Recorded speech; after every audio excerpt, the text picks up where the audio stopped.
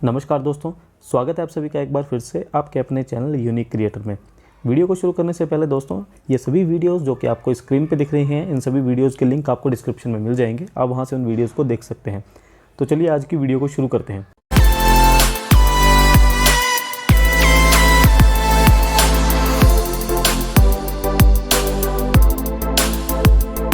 तो आज की इस वीडियो में हम कवर करेंगे नंबर 1 व्हाट इज़ एमसीबी, यानी कि एक एमसीबी क्या होता है। नंबर 2 नीड, यानी कि एमसीबी की ज़रूरत क्यों पड़ी, क्यों एमसीबी को बनाया गया। इसके बाद हम देखेंगे मेन पार्ट्स ऑफ एमसीबी, यानी कि एक एमसीबी के अंदर जो मेन पार्ट्स हैं, जो मुख्य रूप से जो पार्ट होते हैं वो कौन कौन से होते हैं। फिर लास्ट में हम देखेंगे इसकी वर्किंग, कि एक एमसीबी आखिर काम कैसे करता है। तो दोस्तों वीडियो में अंत तक ज़रूर बने रहिएगा, आपको बिल्कुल एक एक चीज़ जो है बहुत ही शॉर्ट टर्म में आपको क्लियर हो जाएगी। तो दोस्तों सबसे पहले तो हम देखते हैं कि व्हाट इज़ एमसीबी, यानी कि एमसीबी आखिर होता क्या है। तो देखिए दोस्तों, एमसीबी एक शॉर्ट फॉर्म है जिसका पूरा नाम होता है मिनिएचर सर्किट ब्रेकर। अब दोस्तों जैसा कि इसके नाम से ही क्लियर हो रहा है कि ये एक सर्किट ब्रेकर है, यानी कि ये एक ऐसी डिवाइस है जो कि आपके किसी भी सर्किट को ब्रेक करने का काम करती है। अब क्योंकि ये साइज में छोटी होती है इसलिए इसे मिनिएचर सर्किट ब्रेकर कहा जाता है। हालांकि जो सर्किट ब्रेकर होते हैं वो काफ़ी बड़े साइज़ के होते हैं। अगर आपने सब स्टेशंस पे या पावर स्टेशंस पे देखा होगा तो जो आपके सर्किट ब्रेकर होते हैं वो काफ़ी बड़े साइज़ में भी होते हैं। तो क्योंकि ये साइज़ में छोटा होता है इसलिए इसे मिनिएचर सर्किट ब्रेकर कहा जाता है। अब दोस्तों ये जो सर्किट ब्रेकर होता है ये आपका 2 कंडीशन में काम करता है, ओवरलोड और शॉर्ट सर्किट की कंडीशन में। और कैसे काम करता है, बाय ट्रिपिंग मैकेनिज्म, यानी कि जब भी कभी आपके सर्किट में ओवरलोड या फिर शॉर्ट सर्किट की कंडीशन पैदा होती है तो उस केस में ये ट्रिप कर जाता है, इसमें ये ट्रिप करके आपके सर्किट को प्रोटेक्ट करता है और इसे प्रोटेक्शन के लिए हम यूज़ करते हैं। अब जैसा कि आप अब दोस्तों ये जो आपका एमसीबी है ये ब्रांड के अनुसार और रेटिंग के अनुसार अलग अलग साइज़ का या अलग अलग शेप का और देखने में अलग अलग तरीके से हो सकता है, लेकिन एक जो आपका स्टैंडर्ड एमसीबी होता है वो देखने में कुछ इस तरह से होता है।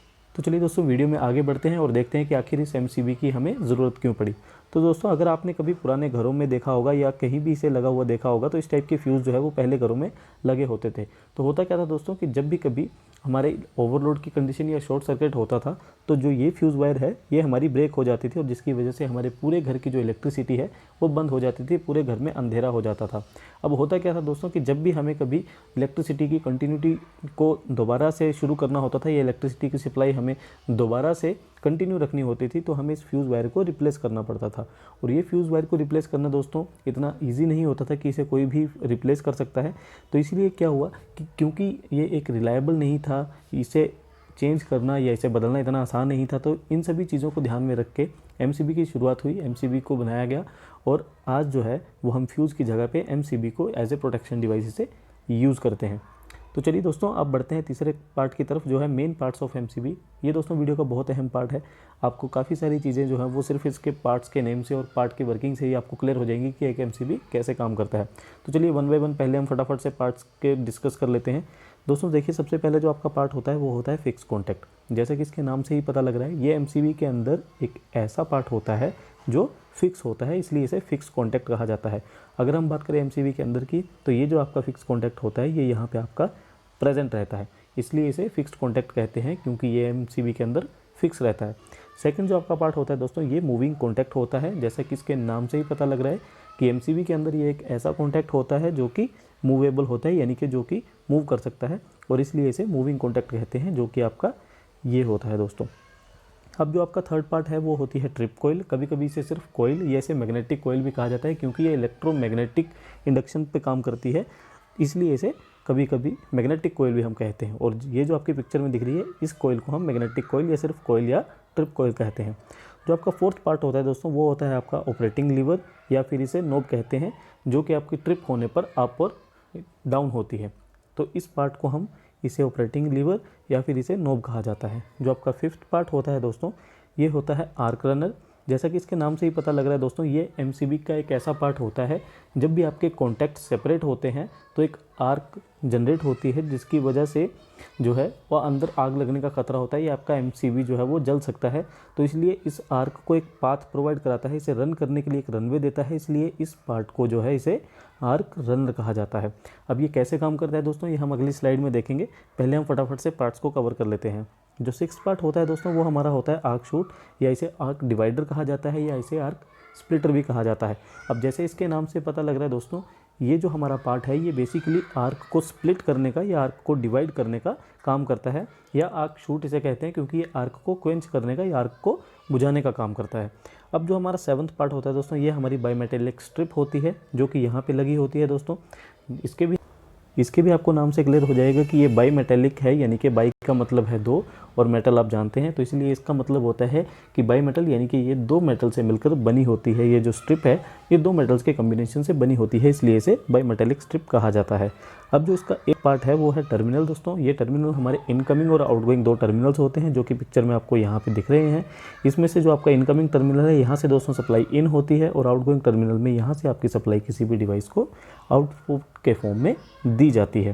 दोस्तों ये तो हो गए हमारे मेन पार्ट्स ऑफ एमसीबी। अब हम डिस्कस करते हैं कि एक एमसीबी इन सभी पार्ट्स को असेंबल करके एक काम कैसे करता है। तो चलिए दोस्तों अब देखते हैं इसकी वर्किंग को। तो जैसा कि मैंने आपको बताया दोस्तों, आपका एक जो एमसीबी होता है वो बेसिकली दो कंडीशन में काम करता है, ओवरलोड और शॉर्ट सर्किट में। कि जब भी आपका एमसीबी नॉर्मल कंडीशन में होता है तो इसकी ऑपरेटिंग लीवर जो है या जो इसकी नोब है वो अप डायरेक्शन में होती है, और इस तरह से आपका एमसीबी जो है वो नॉर्मल कंडीशन में होता है।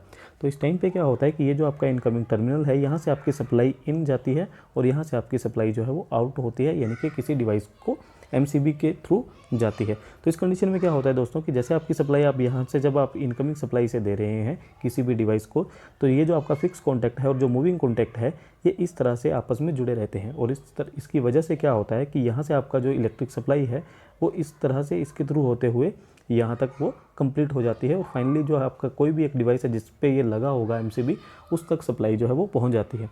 लेकिन दोस्तों जब उस डिवाइस में ओवरलोड हो जाता है या किसी कारणवश वो जो है आपकी इलेक्ट्रिकल डिवाइस वो एक्स्ट्रा करंट विड्रॉ करती है, जिसे हम ओवरलोड की कंडीशन कहते हैं, उस केस में क्या होता है दोस्तों कि जो आपका करंट है वो बढ़ जाता है। और करंट के बढ़ने से क्या होता है दोस्तों कि ये जो आपकी सप्लाई जो यहाँ से आपकी सप्लाई जा रही थी, इस बाईमेटल के थ्रू जो सप्लाई जा रही थी, इसमें जो है वो टेम्परेचर राइज होने की वजह से ये हीटअप हो जाता है। क्योंकि ये आपकी मेटेलिक स्ट्रिप है, यानी कि ये एक ऐसी स्ट्रिप है जो कि दो मेटल से मिलकर बनी हुई है, और उन दो मेटल्स में एक मेटल आपकी ऐसी होती है जिसका मेल्टिंग पॉइंट ज़्यादा होता है, जिसकी वजह से जब इसमें करंट की जो कैरिंग कैपेसिटी है वो बढ़ जाती है या जो करंट का फ्लो बढ़ता है तो इसका टेम्परेचर राइज हो जाता है, जिसकी वजह से जो आपकी मेटल है जिसका मेल्टिंग पॉइंट ज़्यादा होता है वो, और जिसका मेल्टिंग पॉइंट कम होता है, यानी कि दोनों मेटल्स आपस में एक्सपैंड करती हैं, आपस में अलग होने की कोशिश करती हैं, जिसकी वजह से ये जो बाईमेटेलिक स्ट्रिप है ये डिफ्लेक्ट करती है। और डिफ्लेक्ट करने की वजह से क्या होता है दोस्तों,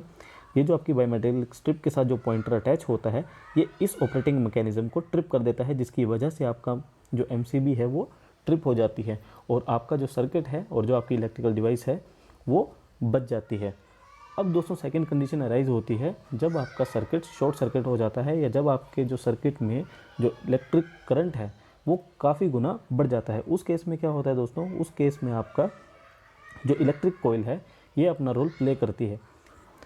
अब उस केस में क्या होता है दोस्तों, क्योंकि आपका इलेक्ट्रिक करंट जो है वो काफ़ी गुना बढ़ जाता है, जिसकी वजह से ये जो आपकी कॉइल है ये एनर्जाइज हो जाती है, इसमें इलेक्ट्रोमैग्नेटिक इंडक्शन उत्पन्न हो जाती है। और इलेक्ट्रोमैग्नेटिक इंडक्शन के इंट्रोड्यूस होने से क्या होता है कि जो इसके अंदर का जो स्प्रिंग होता है, जो आप इस इमेज में देख रहे हैं, जो इसको पुल करता है, और पुल करने के बाद अगेन जो है वो इस मैकेनिज़्म को, ऑपरेटिंग मैकेनिज़्म को ऑपरेट कर देता है, जिसकी वजह से जो आपका ऑपरेटिंग मैकेनिज़्म या जो लीवर है वो अगेन डाउन हो जाता है, और फाइनली जो आपका सर्किट है वो शॉर्ट सर्किट से भी बच जाता है। अब दोस्तों यहाँ पे जो आर्क रनर है इसका रोल भी बहुत इंपॉर्टेंट है, जैसे कि मैंने प्रीवियस स्लाइड में आपको बताया था।